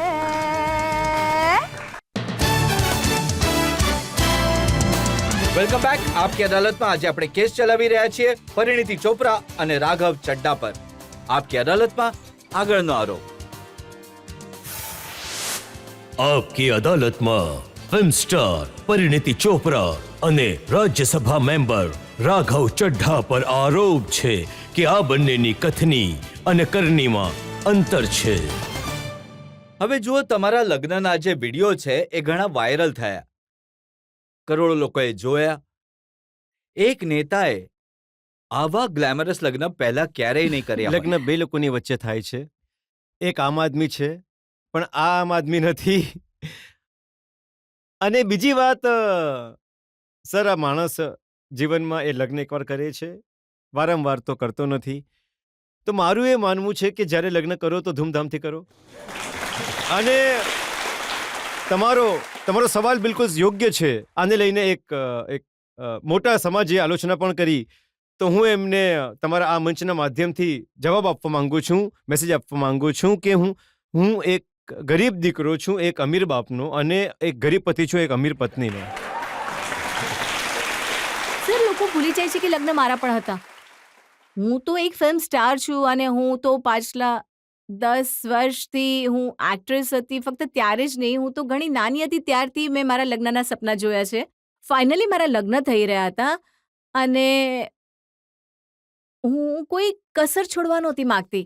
હું શું, મારા પપ્પા, મારો ભાઈ, આમના પપ્પા, અમે 4-5 લોકો હતા. અમે બધાએ મળીને લગ્ન કર્યા છે. એન્ડ આઈ ફીલ કે નોટ ઓનલી મારા માટે આ દુનિયા લગ્ન જુએ છે, અમારા ફેન્સ જુએ છે, અને અમે ધૂમધામથી લગ્ન કરવાના હતા. અને એટલે હું તો બિલકુલ કોમ્પ્રોમાઇઝ નહોતી કરવા માંગતી. હું તો થોડી ઉદાસ થઈ ગઈ હતી, કેમ કે આખું ફોકસ એમાં ચાલ્યું ગયું કે ખર્ચો કોણે કર્યો અને કોણે ન કર્યો. જુઓ, સુખબીર કહેવું? બાદલે કહ્યું કે આ લગ્નનો આખો ખર્ચો પંજાબના મુખ્યમંત્રી ભગવંત માને લે આપ્યો. બોલો હવે. ભગવંત માન જે મારા મોટા ભાઈ છે એ લગ્નમાં આવ્યા હતા. એમણે લગ્નમાં શુકનનું કવચ સુદ્ધા મને નથી આપ્યું. તમે લગ્નના બિલની વાત કરી રહ્યા છો. આરોપોનો અફવાઓનું બજાર ગરમ લગ્ન તો કરી ભગવંત માનના પણ થયા છે. એ ખર્ચો કોણે આપ્યો? આ મોટી ઇન્ટરેસ્ટિંગ વાર્તા છે. મને જ્યારે એમના લગ્ન થવાના હતા તો તૈયારી કરવાની બધી જવાબદારી મને આપવામાં આવી હતી. અને નાના લગ્ન હતા. ઘર પરિવારના જ લોકો હતા અને પાર્ટીના પણ 3-4 લોકો હતા. અમારી પાર્ટીના વધારે લોકોને નહોતા બોલાવ્યા. તો એ આખા લગ્નની જે જવાબદારી હતી તે મને સોંપવામાં આવી હતી. તો મહેમાનોનો ટેન્ટ લગાવવાથી લઈને ખાવા પીવાની, ફ્લાવર ડેકોરેશનની એ આખું અરેન્જમેન્ટ મેં કર્યું હતું. તો આ એક યોગાનું યોગ છે કે એમના લગ્નનું આખો અરેન્જમેન્ટ કરવાનો મોકો મને મળ્યો. એક આરોપ હરસિમરત કૌરે લગાડ્યો. એમણે કહ્યું કે પંજાબથી બુલેટ પ્રૂફ લેન્ડ ક્રુઝર ગાડીઓ 850 કિલોમીટર દૂર ઉદયપુર ગઈ સુરક્ષા આપવા માટે. પોલીસ આખી પંજાબની લગાડવામાં આવી હતી ઉદયપુરમાં. જો આ ઘણી સામાન્ય વાત છે, સામાન્ય પ્રોટોકોલ છે. જો કોઈ સ્ટેટનો એક હાઈ ડિગ્નિટરી જેમ કે કોઈ મુખ્યમંત્રી જે એક સિક્યોરિટી પ્રોટેક્ટિવ હોય છે, એ એક જગ્યાએથી બીજી જગ્યાએ જાય છે તો એની તમામ સિક્યોરિટી, એની તમામ કેબલકેટ એની સાથે એ રાજ્યમાં જાય છે. ક્યારે પણ મુખ્યમંત્રી જાય છે તો એમની સાથે એમનો કાફલો સાથે જાય છે. તો અહીંયા તો બે મુખ્યમંત્રીઓ આવ્યા હતા. દિલ્હીના મુખ્યમંત્રી પણ આવ્યા હતા, પંજાબના મુખ્યમંત્રી પણ આવ્યા હતા. સુખપાલ કહેરા જે કોંગ્રેસ પાર્ટીના નેતા છે પંજાબના, એમણે કહ્યું કે રાઘવ ચડ્ડા ઉદયપુરના પેલેસમાં જે રૂમમાં રોકાયા હતા, 7 સ્ટાર હોટેલ હતી, એક રાતનો એ રૂમનો ખર્ચો હતો 10 લાખ રૂપિયા. બોલો ઓ હવે. ગોડ. આ બધું ખોટું છે સર. પહેલાં તો એ કોઈ 7 સ્ટાર હોટલ હતી નહીં, એક 5 સ્ટાર હોટલ હતી. એમાં બધું મળાવીને લગભગ 40-50 રૂમ્સ હતા. એ અમે બધાને બુક કરાવ્યા હતા. અને કોઈ પણ રૂમ 10 લાખ રૂપિયાનો નહોતો. અને કોઈ લોકો તો એવા આખા લગ્નને પ્રચારિત કરી રહ્યા હતા કે આટલાનો રૂમ છે. કોઈ ટીવી એન્કર્સ અને નેતા કહી રહ્યા હતા કે આટલાનો શૂટ પહેર્યો હતો, એવું કે જાણે એ જઈને મારું શૂટ સીવડાવીને લાવ્યા હોય કે પછી હોટલની બુકિંગ એ લોકોએ કરી હોય. તો મને લાગે છે કે આ બધું નિરાધાર આરોપો છે. આઈ ઓલ્સો ફીલ કે સર આ પરસેપ્શનની વાત પણ છે. હું એક એક્ટ્રેસ છું. જો મેં કોઈ એક્ટર, પ્રોડ્યુસર કે બિઝનેસમેનથી લગ્ન કર્યા હોત તો એ કહેત કે વાહ યાર, આના તો બહુ સરસ રીતે લગ્ન થયા છે, આવી રીતે જ થવા જોઈએ. એટલે તો મેં આટલા વર્ષો સુધી મહેનત શા માટે કરી? આના માટે જ કરી. પણ કેમ કે એક નેતા સાથે લગ્ન થયા છે તો સડનલી ખર્ચાઓ નેતાએ ફક્ત એકલાએ જ કર્યો છે અને આટલા મોંઘા લગ્ન ન કરી શકે. તો ભાઈ, આ બે એક્ટરના લગ્ન થયા હોત જી તો અકાલી દળને શું પ્રોબ્લેમ હોય? એક્ઝેક્ટલી સર, આઈ થિંક કે સમવેર આ પણ હું શીખી રહી છું કે એક આ ટ્રોલિંગ અને વધારે ઇન્વેસ્ટિગેશનનું માઇન્ડ હોય છે વોટર્સના ફેન્સના, એ આમની દુનિયામાં વધારે હોય છે. અમારી લાઈફમાં પ્રેમ વધારે આપે છે અને ખુશીમાં ખુશી મનાવે છે. જેમ કે મારી દુનિયાના લોકોએ કહ્યું હતું કે કેટલા સરસ લગ્ન થયા, પણ આમની દુનિયાના લોકો આવું વિચારતા હતા. તો આઈ ઓલ્સો ફીલ કે સમવેર એ લોકો ભૂલી જાય છે કે અમારી પર્સનલ લાઈફ છે. આવું કરવાથી અમને ખોટું પણ લાગી શકે છે. જો ને જ્યારે આ રાજ્યસભાની ચૂંટણી લડ્યા, જી. ઇલેક્શન કમિશનમાં તેઓએ એમનું રિટર્ન ફાઇલ કર્યું. એમાં એમણે કહ્યું કે મારી આખી વર્ષની ઇન્કમ છે 2.5 લાખ જી. રૂપિયા. મારી પાસે કોઈ ગાડી નથી, મારી પાસે કોઈ પ્રોપર્ટી નથી. જી નહીં તો તો સર એક વર્ષની રિટર્ન મારી ઓછી હતી. અને બીજી વાત, મારી ઇન્કમ ટેક્સ રિટર્ન ઓછી હતી. મારા પપ્પાની કે મારી થવાવાળી વાઈફની ઇન્કમ ટેક્સ રિટર્ન ઓછી નહોતી. એ તો આ ખર્ચો ઉપાડી શકતા હતા. વાત એ છે કે સડનલી લોકો ભૂલી જાય છે કે એ ઘણું અજુગતું છે. એટલે હવે- લગ્ન પહેલા હું ગાડી કે ઘર કે કંઈ પણ ખરીદી લઉં તો ઇટ્સ અન્ડરસ્ટેન્ડેબલ. સડનલી લગ્ન પછી બધા મારા પૈસા ગાયબ થઈ ગયા. સડનલી હવે હું કોઈ ખર્ચો નહીં કરી શકું. તો કોઈ વાત નહીં, ઇટ્સ તમે જસ્ટ એમની પાર્ટીનું પરસેપ્શન. નામ જોયું છે ને, આમ આદમી પાર્ટી. જી તો એમની જે સ્ટાઇલ છે એ તો લોકો કહે છે કે રાજા મહારાજા જેવી છે, એ ખાસ જી, માણસ જેવી જી. છે. મારા જે મામા છે, જેમણે હું ઘણું વધારે પ્રેમ કરું છું, ઘણું વધારે ચાહું છું, એ એક ફેશન ડિઝાઇનર છે કામથી. જી તો બધા કપડાં એ મને સારા સીવડાવી આપે છે. જે આજે પણ હું તમારા શોમાં પહેરીને આવ્યો છું, આ મારા મામાએ મને મોકલેલ છે.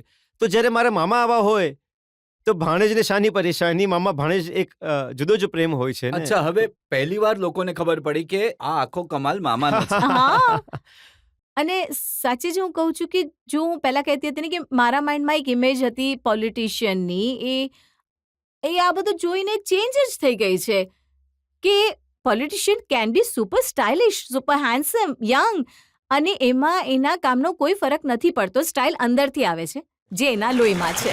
મારું સર, આ દેશમાં ઘણા નેતા સ્ટાઇલિશ કપડાં પહેરે છે. આપણો ઓનરેબલ પ્રાઇમ મિનિસ્ટર પણ ઘણા સ્ટાઇલિશ જી. કપડાં પહેરે છે. કોઈ અન્ય પાર્ટીના નેતા પણ સ્ટાઇલિશ કપડાં પહેરે છે. અને મને લાગે છે કે તમે જે તમારું જે રહેણી કરણી કે જે પહેરાવો છે એ તમારા મનને પણ દર્શાવે છે કે મનથી તમે કેટલા ખુશ છો, કેટલા પોઝિટિવ છો. અને અંગ્રેજીમાં એક કહાવત છે, ઇંગ્લેન્ડમાં એક ખાસ કરીને કહેવામાં આવે છે કહાવત કે every day dressed like you are a queen. તમે રોજ એવા કપડાં પહેરો કે તમને એ દેશની રાણી સાથે કે દેશના રાજાને મળવું છે. મારી ક્વીનને મળવાનું હોય છે રોજ. Yes, I was waiting for this line. હું સારા કપડાં પહેરું છું. હવે મોદીજીએ કહ્યું લક્ષદ્વીપ જાઓ, તમે મોલદીવ ચાલ્યા ગયા. એની તો મેં સંસદ ભવનમાં પણ મુદ્દો ઉઠાવ્યો હતો કે જો મારે દિલ્હીથી લક્ષદ્વીપ જવું હોય તો 25,000 રૂપિયાની વન વે ટિકિટ થાય છે, અને દિલ્હીથી માલદીવ જાઉં તો 17,000 રૂપિયાની વન વે ટિકિટ થાય છે. તો માલદીવ જાઉં વધારે સસ્તું લાગ્યું તો હું માલદીવ જતો રહ્યો. રાઘવ, એક કોન્ટ્રોવર્સી ઘણી મોટી થઈ હતી જ્યારે તમે લંડન જતા રહ્યા હતા. અરવિંદ કેજરીવાલ મુસીબતમાં હતા, એમને જેલ પણ જવું પડ્યું, પરંતુ 71 દિવસ સુધી રાઘવ ચડ્ડા દિલ્હીના સીનથી ગાયબ હતા. સર, સારું થયું તમે આ સવાલ કર્યો અને મને મારા દિલની વાત કરવાની અને સાચું બોલવાની તક મને મળી. પહેલી વાત તો એ છે કે જે ફેક્ટ છે કે એ પહેલાંથી નક્કી થયેલ પ્રોગ્રામ હતું. માર્ચના પહેલા અઠવાડિયામાં લંડનમાં સ્કૂલ ઓફ ઇકોનોમિક્સ જ્યાં મને બોલાવવામાં આવ્યું હતું, અને એ કાર્યક્રમમાં મારે સામેલ થવાનું પણ હતું અને મારે લેક્ચર પણ આપવાનું હતું. તો હું આ પહેલાંથી નક્કી હતું. એ કાર્યક્રમ માટે હું ત્યાં ગયો. એ કાર્યક્રમમાં ભાગ લીધા પછી મારી આંખમાં મને કંઈક તકલીફ થવા લાગી હતી. એની પછી મેં ત્યાંના ડૉક્ટરોને બતાડ્યું અને મને એ ખબર પડી કે મારી 15 વર્ષ પહેલાં જે આંખનું ઓપરેશન થયું હતું એ જ સમસ્યા ફરીથી ઊભી થઈ છે. મારી આંખની જે રેટિના હોય છે, પડદો હોય છે, જેમાં નાના નાના સ્પોટ હોય છે જેને સીલ કરવાની આવશ્યકતા હતી. તો ડૉક્ટરોએ કહ્યું કે તમારે ઇમિડિયેટલી એ સર્જરી એ ઇલાજ કરાવવો પડશે. જો એ ઇલાજ નહીં થયું તો પરમાત્મા ન કરે આંખોનો જે પડદાથી સંબંધિત કોઈ અન્ય સમસ્યા પણ ઊભી થઈ શકે. પણ એક પ્રિવેન્ટિવ સર્જરી હતી, એ ત્યાં આગળ થઈ. આ દરમિયાન મારો જે ઇલાજ થઈ રહ્યો હતો તે દરમિયાન મારા નેતા અરવિંદ કેજરીવાલને જેલમાં જવું પડ્યું હતું. અને જેવો ઇલાજ સમાપ્ત થયો હું પરત આવી ગયો હતો. દિલ્હીની ચૂંટણી મારા હિસાબે 25 મે હતું. હું મેના અઠવાડિયામાં આવી ગયો હતો.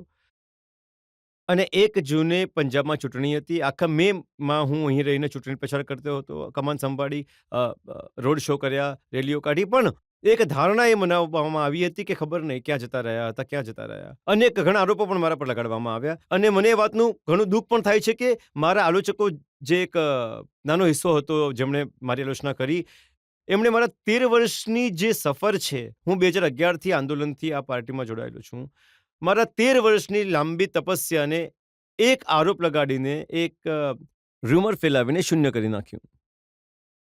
પણ આ વચ્ચે જેટલા લોકોએ મારી ચિંતા કરી એ પણ ધ્યાન લેવા જેવું હતું. ઘણા લોકોએ મને મેસેજીસ મોકલ્યા, ફોન કર્યા હતા, ઈમેલ્સ મોકલ્યા હતા અને મારી તબિયતને લઈને એમની ચિંતા વ્યક્ત કરી. તો આ મારી આલોચના પણ થઈ હતી અને મારી ચિંતા પણ થઈ. મારા પરિવારને માટે ઘણો મુશ્કેલ સમય હતો. મારી વાઈફ મારી સાથે હતી, ત્યાં હાજર હતી. મારી મા અને પપ્પા હિન્દુસ્તાનમાં હતા. ઘણા બધા માટે ઘણું મુશ્કેલ સમય હતો એ. અને ચાલો, પરમાત્માએ સાથ આપ્યો અને એ મુશ્કેલી ઘડીઓમાંથી અમે બહાર આવ્યા. અને મારી આંખો બિલકુલ સારી છે અને ભગવાનના આશીર્વાદ છે. અને સૌ સાચું કહ્યું, મતલબ કોઈની હેલ્થને લઈને એટલો મુશ્કેલ સમય હતો અને કઈ બાબતમાં ટ્વિસ્ટ થઈ ગયું અને શું થયું, it was very unfortunate. And I hope કે ફરી પાછું આવું ક્યારેય નહીં થાય. અને સારું થયું આજે આ ક્લેરિફાઈ થઈ. જી, સર જુઓ, સર, સત્ય લાંબા સમય સુધી સંતાઈ નહીં રહે. એ કહેવામાં આવે છે ને, सच्चाई छुप नहीं सकती बेबुनियाद आरोप, बनावट के उसूलों से बनावट सच्चाई और खुशबू आ नहीं सकती कभी कागज के फूल से. તમે મારી વાત પૂરી કરી નાખી. તમે બંને પંજાબી છો તો હું જાણવા માંગુ છું કે સાચો પંજાબી કોણ છે? પરાઠા કોણ સૌથી વધારે પસંદ કરે છે? અને પંજાબી ગીતો સૌથી વધારે કોણ સાંભળે છે? પંજાબી ગીતો હું વધારે સાંભળું છું અને પરાઠાઓ આને વધારે પસંદ હોય છે. એક નાની રિક્વેસ્ટ છે તમને મારી. તમે એક પંજાબી ગીત પર ડ્યુએટ કરી દો પ્લીઝ. પ્લીઝ પ્લીઝ ને. જુઓ જો હું ગીત ગાવાનું શરૂ કરી જી. દઉં તો આ શોમાં તો આપકી અદાલત જેને આખી દુનિયા જુએ છે એની ટીઆરપી ઘટી જશે. નહીં ઘટે, વધી જશે. હું નથી ચાહતો કે લોકો એમની સ્ક્રીન બંધ કરી દે. નહીં કરશે, જોશે. હું તમને એક વાત કહું. હું તમને એક વાત કહું. હું મ્યુઝિકની એટલી બધી શોખીન છું. નાનપણથી મ્યુઝિક સાંભળતી આવી રહી છું. મને એવું લાગતું હતું કે મ્યુઝિકને હું વધારે સારી રીતે જાણું છું. પણ જે દિવસથી રાઘવને મળી છું, મારું મ્યુઝિકનું નોલેજ 100 ગણું વધી ગયું છે. કેમ કે આ માણસને ઇંગ્લિશ, હિન્દી, પંજાબી દરેક ગીતના દરેક લિરિક્સ મોઢે છે. He has an elephant memory. Please Raghavji, please request. તો હું ગીત શોધીને આપી શકું છું. આ ગાય સારી રીતે શકે છે. पहली ललकार नाल मैं डर गई, दूजे ललकार वे अंदर बढ़ गई, तीजे ललकार नाल नो मेरा लक सिधान के दरवाजे विच वजया नी पट्टू फिरदा शराब नाल रजया नी पट्टू फिरदे.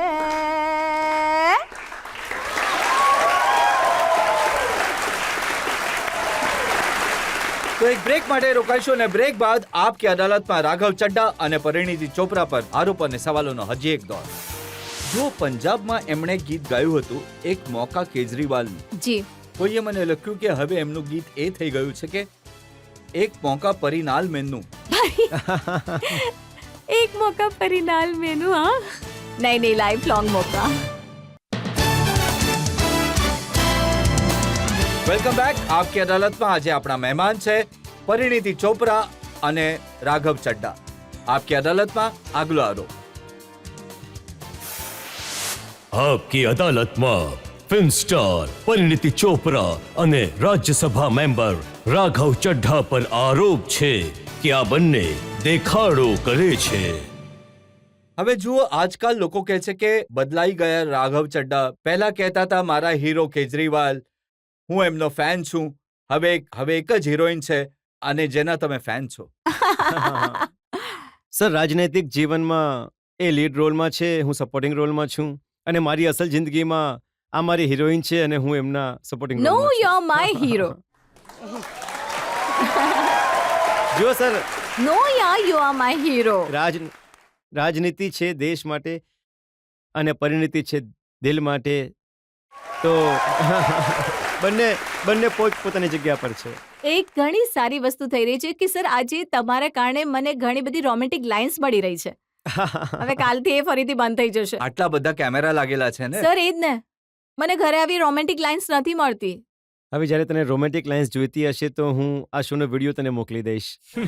એ જોઈને કામ ચલાવી લેજે. જો પંજાબમાં એમણે ગીત ગાયું હતું એક મોકા કેજરીવાલનું, જી. કોઈએ મને લખ્યું કે હવે એમનું ગીત એ થઈ ગયું છે એક મોકા પરિનાલ મેનનું. પરિણાલ મેં એક મોકા પરિણાલ મેનુ. હા, નહીં, લાઈફ લોંગ મોકા. લાઈફ લોંગ મોકા. ઇનફેક્ટ હું તો એ વિચારું છું કે તક મને મળી છે, કારણ કે જ્યારે અમારા લગ્ન થવાના હતા એન્ડ પછી જ્યારે થઈ ગઈ, બધાએ મને કહ્યું કે ઇન્ડિયાના સૌથી એલિજિબલ બેચલર સાથે તે લગ્ન કરી લીધા છે. તો આઈ ફીલ કે તક મને મળી છે આને લઈને. તો તમને પણ લાગે છે કે જે એલિજિબલ બેચલરથી તમે લગ્ન કર્યા છે, જી, આખા પંજાબની સરકારની ચાવી એમની પાસે છે? આ તો એણે જ આન્સર કરવું પડશે. આઈ don't no this. What is it? એવું બિલકુલ નથી સર. અમારું પંજાબ પરિવાર છે, ઘણો ખુશહાલ પરિવાર છે. એમાં પ્લીઝ ખલેલ નહીં પાડો. આ ખલેલ હું નથી કરતો. રાહુલ ગાંધીએ કહ્યું હતું પંજાબના કેમ્પેન દરમિયાન કે રિમોટ કંટ્રોલથી ચાલે છે પંજાબની સરકાર અને રિમોટ કંટ્રોલનો અર્થ છે આરસી, આરસીનો અર્થ છે રાઘવ ચડ્ડા. લે સર, પંજાબ રિમોટ કંટ્રોલથી ચાલે છે, હું સ્વીકાર કરું છું. પણ એ રિમોટ કંટ્રોલ પંજાબની જનતાના હાથમાં. એમણે જ્યારે ચેનલ બદલવી હોય છે ચેનલ બદલી દે છે. અને હવે એક જ ચેનલ લાગેલી હોય છે આમ આદમી પાર્ટીની ઘણા લાંબા સમયથી, અને હવે એ જ ચાલતી રહેશે લાંબો સમય. Correct. પરમાત્માને પ્રાર્થના કરું. અને સર, પાર્ટી જે કામની મને જવાબદારી આપે છે હું કરતો રહું છું. પાર્ટીએ મને પંજાબમાં એક સલાહકારની ભૂમિકામાં કામ કરવાની તક આપી છે, અને હું ખૂબી મારા મોટા ભાઈ પંજાબના મુખ્યમંત્રીની સાથે નિભાવી રહ્યો છું. અમારો સંબંધ ઘણા પ્રેમનો છે. એ મારા મોટા ભાઈ છે, હતા, રહેશે. અને આ પણ એક યોગાનુયોગ છે કે જ્યારે અમારી આમ આદમી પાર્ટીમાં આવ્યા તો એમનો પહેલો મિત્ર જે આમ આદમી પાર્ટીમાં હતો એ હું હતો. એમણે વર્ષ 2014માં અમારી પાર્ટી જોઈન કરી હતી. એમણે પાર્ટીમાં આવવા સાથે જે કોઈ એક સાથી સાથે કામ કરવાની જો જવાબદારી મળી તો એ મારી સાથે કામ કરવાની જવાબદારી મળી હતી. પછી આખા એમના પહેલા લોકસભા એમપીના કાર્યકાળમાં હું એમની સાથે રહ્યો, લોકસભા જતો હતો, એમની સાથે કામ કરતો હતો. તો અમારો એક ઘણો પ્રેમનો સંબંધ છે. જેમ કે મેં કહ્યું કે એમના લગ્નની વ્યવસ્થા પણ મેં કરી હતી. પણ વિપક્ષ જેમ તમે કહી રહ્યા છો, રાહુલ ગાંધી અને અન્ય નેતાઓની કદાચ એ કોશિશ કરી હતી કે આ પરિવારમાં ક્લેશ નાખવામાં આવે, ઝઘડા કરવામાં ના, આવે. હવે જે અકાલી દળના નેતા છે દલજીતસિંહ ચીમા, એમણે તો કહ્યું કે કેજરીવાલે એક સુપર સીએમ બનાવી દીધો છે પંજાબમાં. સર, હું સુપર સેવાદાર છું પંજાબનો, સુપર સીએમ નથી. અને અમે લોકો જ્યારે આસપાસમાં પણ બેસીએ છીએ તો પંજાબની વાત કરીએ છીએ. કોઈની પાસે કઈ જવાબદારી છે, કોણ શું કામ કરી રહ્યું છે એ વાત ઓછી કરીએ છીએ. અમને પંજાબના ખેડૂતોથી લઈને પંજાબની જવાની માટે કામ કરવાનું છે અને દિશામાં કામ કરીએ છીએ. આ મને લાગે છે અમારા. હવે જુઓ, અમરિંદરસિંહ તો મુખ્યમંત્રી રહી ચૂક્યા છે પંજાબના, ઘણા અનુભવી છે. એમણે કહ્યું બધી ફાઇલો રાઘવ ચડ્ડા ક્લિયર કરે છે, ભગવંત માન તો માત્ર એના પર સાઇન કરે. ચાલો, અમારા કાર્યકાળમાં ફાઇલો ક્લિયર તો થઈ રહી છે, એમના કાર્યકાળમાં તો ફાઇલો પણ ક્લિયર નથી થતી. એ તો એ સમયના જે હાલાત હતા, ભલે અકાળી દળની સરકાર હતી કે કોંગ્રેસ સરકાર હોય રહી હોય, એનાથી ઘણી સારી સરકાર ચાલી રહી છે. અને જે પંજાબના મુખ્યમંત્રી છે એના નેતૃત્વમાં સરકાર ચાલી રહી છે. ને ચૂંટણી જ્યારે થઈ રહી હતી ત્યારે તો અમે સાંભળ્યું હતું કે ભાભી ઇલેક્શન લડશે અંબાલાથી. સર, આ બિલકુલ સાચું છે. આ પ્રકારની કોઈ વાર્તાઓ બનાવવામાં આવી હતી કે કદાચ ચંદીગઢથી ચૂંટણી લડી શકે છે, કદાચ અંબાલાથી ચૂંટણી લડી શકે છે. તો પણ લાગે છે કે આ પ્રકારની અફવાઓ જ્યારે લગ્ન થાય છે એ એક નેતા વચ્ચે અને એક અભિનેતાની વચ્ચે, તો આ પ્રકારની વસ્તુઓ, અફવાઓ ચાલતા રહે છે. અને જેટલું હું સમજુ છું, એમને પોલિટિક્સનો પી પણ નથી આવડતો અને મને અને આ બધું આધાર વિહોણું હતું. મેં ઇનફેક્ટ એ આર્ટિકલ જ્યારે જોયો સૌથી પહેલાં મેં એમને મોકલ્યો અને એમણે ખૂબ મજાક ઉડાવી હતી અને અમે ખૂબ હસ્યા હતા એ આર્ટિકલને જોઈને. પર જૂઠાના પગ નથી હોતા, કોઈએ જૂઠું ઉડાવ્યું, સમાપ્ત થઈ ગયું. તો તમને બિલકુલ નથી ખબર પોલિટિક્સ વિશે? સર, તમે સવાલ તો નથી પૂછવાના ને? કોઈ સવાલ નહીં પૂછું. કોઈ ટેસ્ટ તો નહીં લો ને? ના, બિલકુલ નહીં. સર, ઘણી જ ઓછી ખબર છે.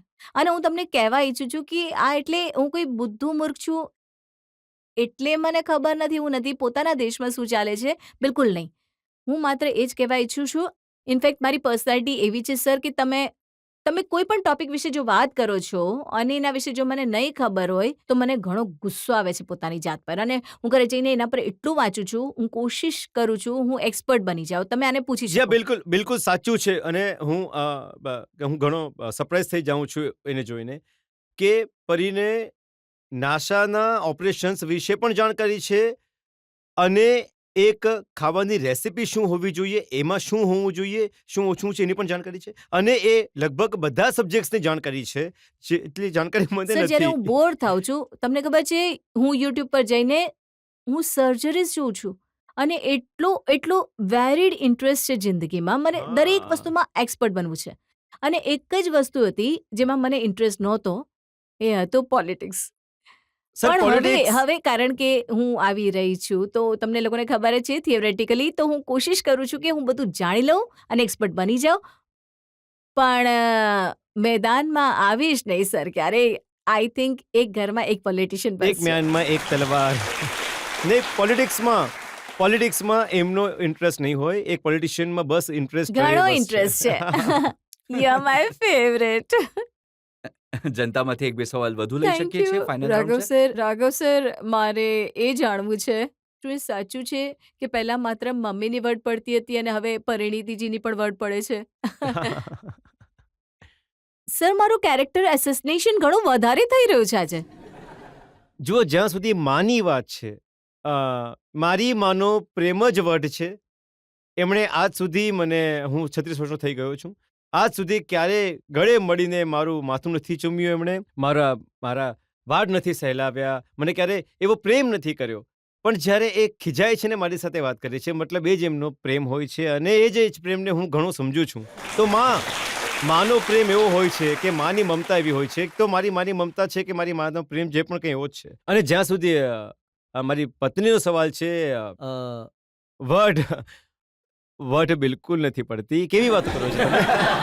અમારું જો અમે સમજૂતી કરી લઈએ છીએ. હું મારી ભૂલ માની લઉં છું, એ મારી સાથે સહેમત થઈ જાય છે કે તમારી ભૂલ હતી, બસ બધા પ્રોબ્લેમ ઠીક થઈ જાય છે. ગલતી ઇઝ યોર્સ ઓલવેઝ. તો હંમેશા એકની જ ભૂલ હોય છે? No comments. જુઓ, લગ્ન પછી જિંદગીનો એક મંત્ર છે, તમે એ સમજી લેશો તો ઘણા સફળ લગ્ન રહેશે. એ છે happy wife is happy life.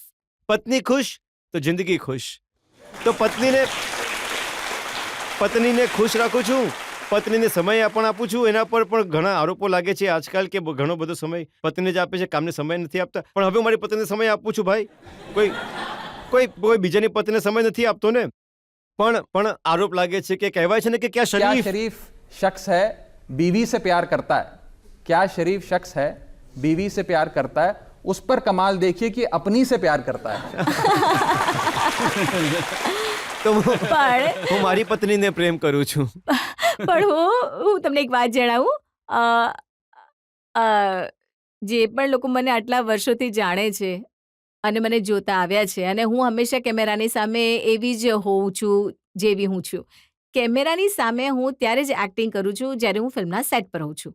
તો ઓફકોર્સ તમને બધાને ખબર છે કે મને કંઈ પણ જો ફીલ થાય છે હું ફટથી બોલી દઉં છું. ભલે ગુસ્સો હોય, રડવાનું હોય, હસવાનું હોય, મારી અંદર કોઈ ફિલ્ટર ભગવાને આપ્યું જ નથી, જેન્યુઅનલી. બિલકુલ સાચું કહ્યું. અને જેમ કે હું પહેલા પણ કહી રહી હતી, ક્યારેક તમને એવું લાગે છે કે લગ્ન પછી કંઈ ચેન્જ તો નહીં થઈ જાય? શું મને મારી આદતો ચેન્જ કરવી પડશે? એને પણ એવું લાગતું હશે કદાચ, મને પણ લાગતું હશે. But can I tell you, he is the best husband in the world.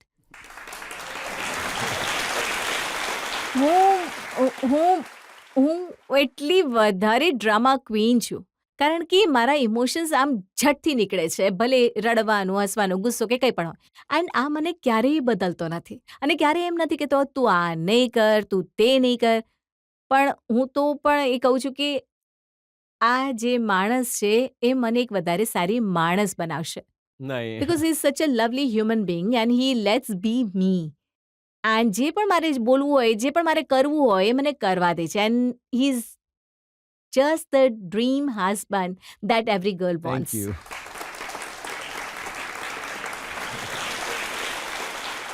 કેટલી હવે સરસ વાતો તમે કહી દીધી છે.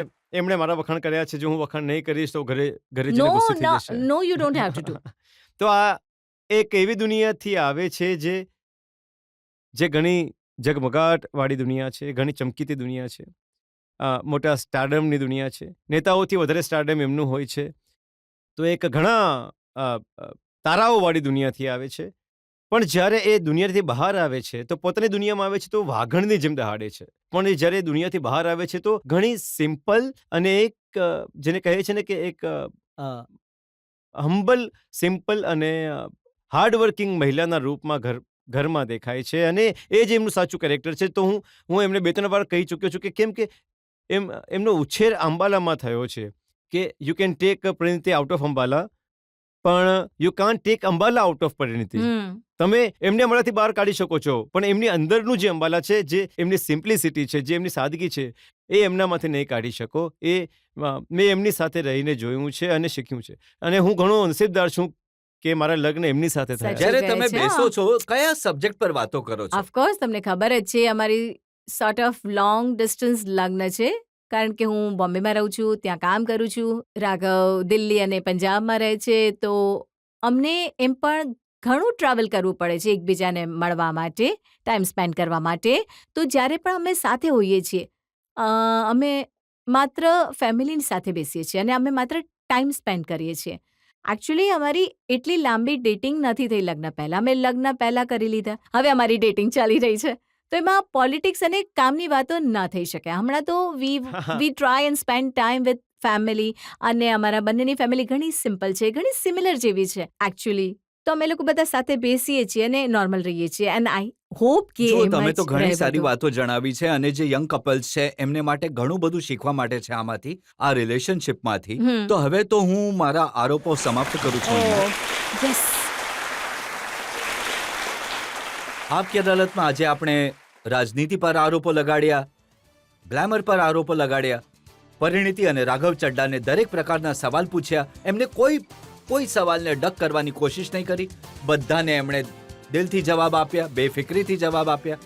એક બ્રેક માટે રોકાઈશું અને બ્રેક બાદ સાંભળીશું આપકી અદાલતમાં આજના જજ ઇમેજ ગુરુ દિલીપ ચેરિયનનો નિર્ણય આજના કેસ પર.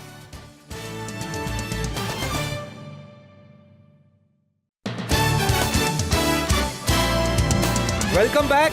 આપકી અદાલતમાં આજે આપણે કેસ ચલાવ્યો રાઘવ ચડ્ડા અને પરિણીતિ ચોપરા પર. હવે સમય છે આપકી અદાલતમાં આજના જજ ઇમેજ ગુરુ દિલીપ ચેરિયનના નિર્ણયનો. આમ આદમી પાર્ટીવાળાને આમ તો બેલ મળે તો ઘણો ખુશ થઈ જાય છે, પણ આજે તમે પરિણીતિની સાથે ટ્રાયલમાં આવ્યા એનો ઘણો એડવાન્ટેજ થયો. બંનેને નોટ ગિલ્ટીનો વર્ડિકલ મળ્યો અને ટ્રેઝરર થઈને તમે જે તમારા ટ્રેઝરરને શોધી લીધું છે, તો એ સંદર્ભમાં તમારે આગળ જઈને ઘણી બધી વાર્તાઓ બનાવવાની છે અને ઘણી લવ સ્ટોરી પણ બતાવવાની છે. So I declare you both not guilty of any of the ઇલ્ઝામ્સ ઓન યુ. મિસપરસેપ્શન્સ ઓર મિસઇન્ફોર્મેશનનું થોડું ધ્યાન રાખજો આગળ જઈને.